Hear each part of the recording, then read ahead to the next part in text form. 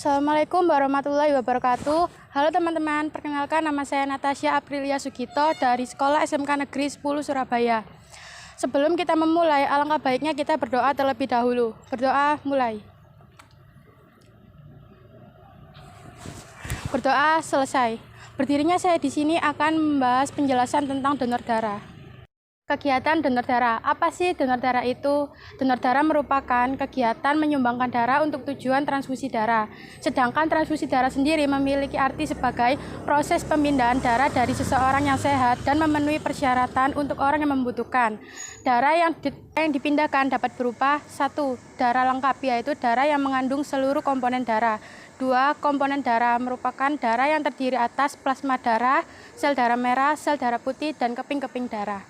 Kemudian lanjut ke donor darah tindakan sukarela. 1. Donor darah sukarela merupakan seseorang yang menyumbangkan darahnya secara sukarela tanpa mengetahui untuk siapa darah tersebut diberikan. 2. Donor darah pengganti merupakan seseorang yang diminta untuk menyumbangkan darahnya kepada seseorang dan dia tahu untuk siapa darah tersebut diberikan. Kemudian lanjut ke calon-calon donor darah. Calon-calon donor darah harus memiliki persyaratan, diantaranya 1. Laki-laki atau wanita harus berusia 18-60 tahun. 2. Sehat jasmani dan rohani menurut pemeriksaan dokter. 3. Berat badan minimal 45 kg. 4. Kadar hemoglobin minimal 12,5 gram. 5. Tekanan darah sistolik 100-180 mmHg dan tekanan darah diastolik 50-100 mmHg. 6. Tidak menderita penyakit berisiko tinggi seperti HIV/AIDS, hepatitis, sifilis, jantung, hati, paru, ginjal, kencing manis, kanker, kejang, ataupun penyakit kulit kronis.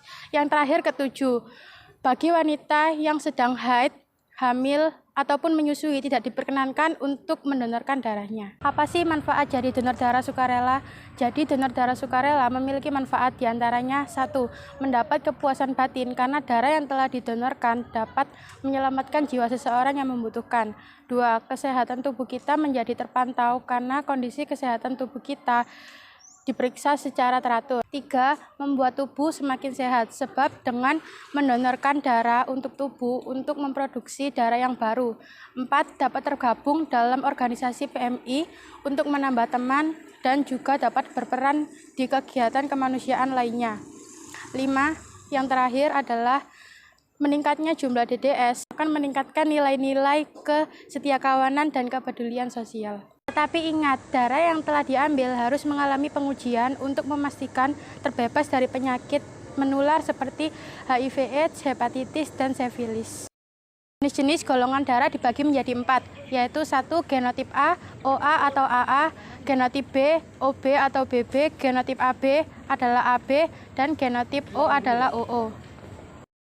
Fungsi darah antara lain adalah 1. Mengangkut oksigen dari paru-paru ke sel-sel tubuh. 2.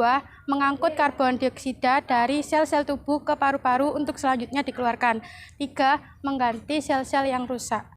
Seseorang yang mengalami kecelakaan atau sakit yang menyebabkan kekurangan darah, maka jiwanya bisa terancam dan perlu transfusi darah.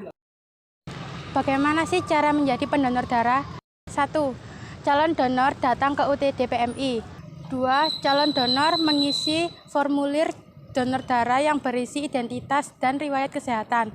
3. Petugas memeriksa kesehatan calon donor sesuai dengan syarat yang telah ditentukan. 4. Asisten transfusi darah yang terampil dan berpengalaman akan mengambil darah calon donor sehingga pengambilan darah dapat berlangsung dengan cepat sekitar 10 menit dan aman. Yang terakhir kelima, calon donor mendapatkan kartu anggota donor darah. Kartu tersebut sebagai bukti bahwa pemilik telah mendonorkan darahnya.